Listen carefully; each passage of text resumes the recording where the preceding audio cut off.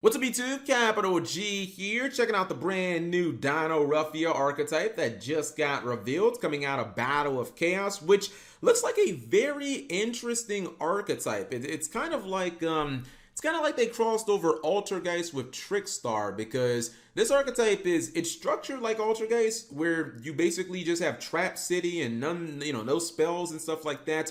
But it also is very similar to Trickstar in the sense that life points matter. You got a lot of burn effects in here. You're going to be burning yourself as well. And this archetype actually wants you to get your life points as low as possible, as quickly as possible. So this is an archetype where you're basically going to be playing the entire duel in the danger zone, which is kind of horrifying, but could be very exciting as well. Anyways, the archetype is dinosaur based. A lot of people are saying, Cap, they kind of look like Sky Strikers. Why aren't they machine? Why aren't they warrior? Come on, guys. Konami can't make every good archetype in Yu-Gi-Oh! Dragon, Spellcaster, Machine, or Warrior. We'll just have the same exact four types in Yu-Gi-Oh! Just dominating forever. So I think that's why they decided to go with dinosaurs, because, they're basically just people in mecha suits, a la Sky Strikers. But, yeah, archetype is dinosaur and dark base. We got two main deck monsters. Second effect is basically built into both of them. It's just in verse, so I won't actually read that.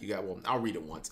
Anyways, Dinoruffia Theresia, level 4, Dark Dinosaur, 1500, 0 defense. Hard once per turn on both the effects. If this card is normal or special summon, you can set a Dinoruffia trap card directly from your deck to your spell and trap zone. Then if you have 2,000 or less life points, this card gains 500 attack. If this card is destroyed by battle or card effect, banish a trap card from your graveyard, special summon a level 4 Dinoruffia monster, except another copy of Theresia. So, you have a recursion effect that activates anytime this card is destroyed on the field, which is super good. It can be by you, your opponent. It just can't Monster Reborn itself. It can Monster Reborn the other monster we'll talk about momentarily. But yeah, this is your play starter.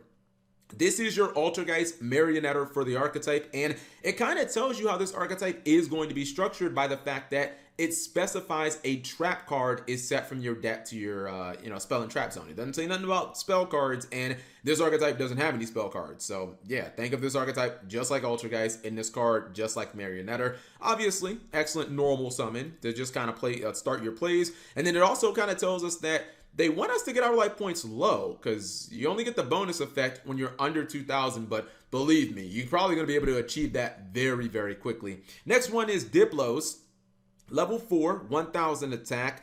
First effect says if this card is normal or special summon, you can send a Dinoruffia card from your deck to your graveyard. Then if you have 2,000 or less, burn your opponent for 500 damage. The second effect is the same exact one as I just read. It's just inversed. It can't special summon another copy of itself. So, summon Theresia.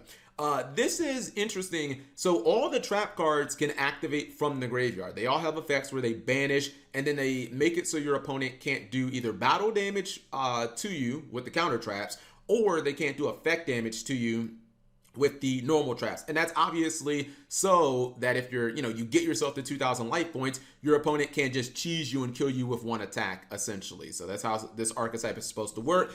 This is a setup card too. It's not it's not as economical as Theresia. I think that I would want that as my normal summon, but we only got two monsters to work with, so you basically have to play both of these, essentially.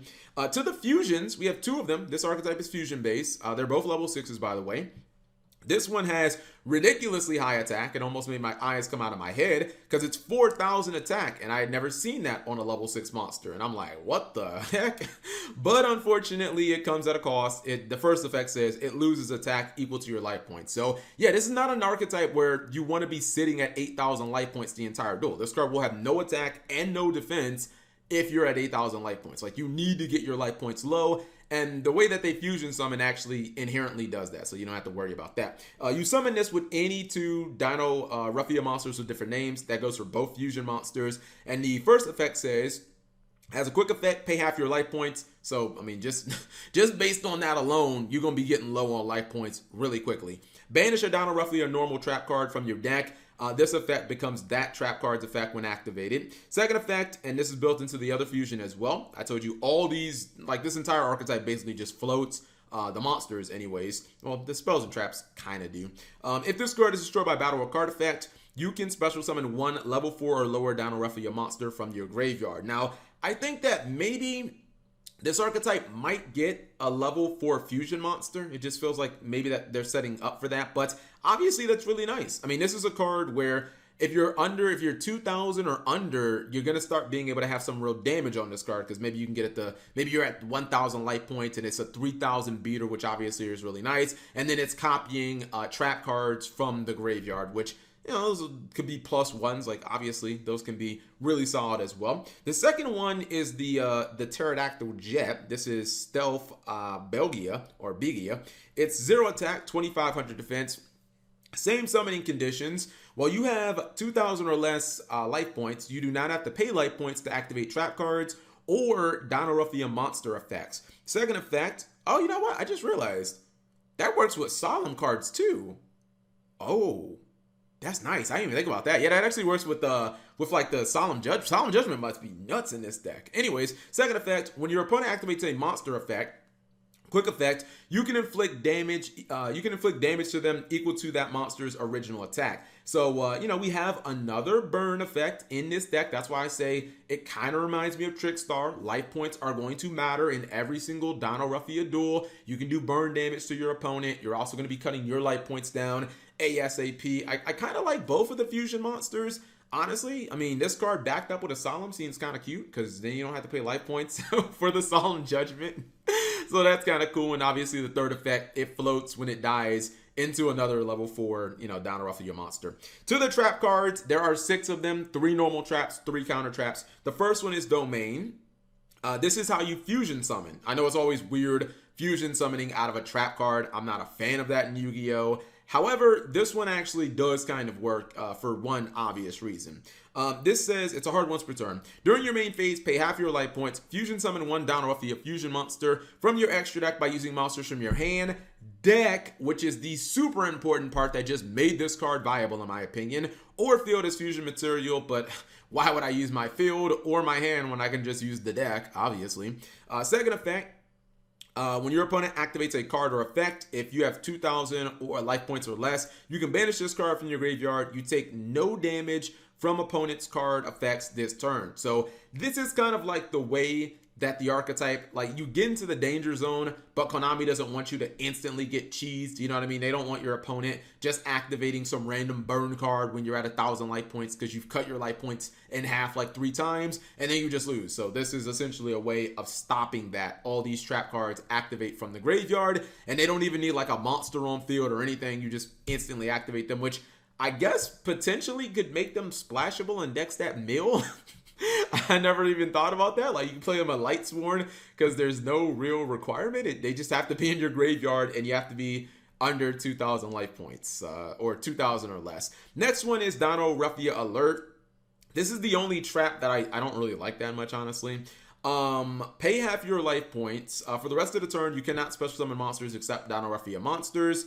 Also, special summon up to 2 Dinoruffia monsters whose total levels equal 8 or less, but they cannot declare attacks. Oh, you know what? I'm sorry. I thought it had to be 8. I thought it had to be exactly 8. It's 8 or less. Oh, you know what? I'm trolling. I didn't think that this could bring back the fusion monsters. I was like, oh, well, you can summon 2 of the main deck monsters. But no, you can actually just use this as a Call of the Haunted on either of the fusion monsters. Oh, okay. Well, that kind of changes my opinion. And again, if this archetype does get a level 4 fusion, then you could bring that back plus a main deck monster. But, you know, at worst, this just brings back at least 1 monster, possibly 2. Okay, you know what? That changes my opinion on this card. This card's actually pretty solid. A second effect is just, it's on all the normal trap cards, so I'm not going to keep reading it. And then finally, we have it's basically like it's kind of like a watered down Gemini Spark. This is Dinoruffia Brute. Pay half your life points, destroy both 1 Dinoruffia monster you control and 1 card your opponent controls. Second effect just basically floats. So this is really nice because A, it does not target your opponent's card. It just, you know, pop it at resolution. And B, all your Dinoruffia monsters float upon destruction. All of them. It doesn't matter how they are destroyed by your opponent, by you. It doesn't matter. All of them suckers, whether it be the main deck dudes or the fusions, they all float. So basically, blowing up your own card is not going to be a -1 because you should be able to summon something else from the graveyard. So this is like obviously one of their main defensive cards. To the counter traps, and we have some interesting counter traps, especially the first one. This is a battle trap counter trap, which I thought we stopped making those like 10 years ago. I mean, what's the one that they negate attack or something like that? This is Dinoruffia Shell. Counter trap. All these cards are like hard once per turns, by the way. At the start of your opponent's battle phase, pay half your life points. Special summon a Dinoruffia token, which is a Dark Dinosaur level 10. Yeez. 0 attack, 3000 defense. And if you do, your opponent cannot target other monsters for attacks while you control that token this turn. And then the second effect of the counter traps, during damage calculation. Wow, counter traps that activate from the graveyard in the damage step. What?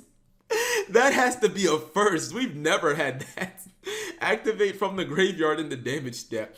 If you would take battle damage in your 2000 life points or less, you can banish this card, take no damage from this battle. So basically, your opponent can't choose you with like a big Boral Sword Dragon attack or something, because you can banish from the graveyard and take 0 damage. Yeah, maybe you can play this in like Lightsworn and just don't draw it. Just mill it and you use it from the graveyard. Anyways, it's obviously a cute card. Gives you a massive token. Token can't do any damage, but you can use the token. Hypothetically for fusion summoning, like that's probably your best bet for the token, because it doesn't have any attack. Next one is Dinoruffia Sonic, which is definitely this is gonna be the card you use the most. It says when your opponent activates a spell or trap card, if you control a Dinoruffia monster, pay half your life points, negate the activation, and if you do destroy that card, then destroy one Dinoruffia monster you control. This is your spell and trap negate, and again, we've established that this archetype reborns its monsters when destroyed. Now, this is a card you I don't know if you'd want to just set this from the first Dinoruffia monster and then use it immediately, because then you wouldn't have any other monsters in your graveyard for the reborn. However, if your opponent had a powerful enough spell and trap, maybe like a lightning storm or something, you could just go ahead and do it. But I think this would be like one of the main spells and traps, just because Yu-Gi-Oh! Is about negation, and this is their one negation card. Finally, we have Dinoruffia Reversion, and this is a counter trap that says if you control a Dinoruffia fusion monster, pay half your life points, then banish one counter trap from your graveyard. This effect becomes that counter trap's effect while that card is active, or when that card is activated. So basically, this can let you use Sonic twice in one turn. Like, you can use Sonic, negate something, and then use Reversion, banish the Sonic, and then use the Sonic again to essentially negate 2 spells and traps. I believe that should work. Actually, I'm not 100% certain that would work. That would be kind of a weird interaction, but if it does work, that would obviously be super awesome. If not, then I guess you're mainly just going to be using it with Shell. But it's an interesting archetype. Like, I see what Konami is doing here, and I at least applaud them for trying to do something original. Whether this archetype is going to be super competitive or not, I don't know. But I do like the fact, I like when archetypes have life points actually matter. I feel like since Trickstar, we really haven't had an archetype where life points matter. I think that's cool. I think the fact that their fusion base is cool, and I don't know, it looks really interesting. You guys let me know what you think of Dinoruffia in the comment section below. Thank you guys for watching as always.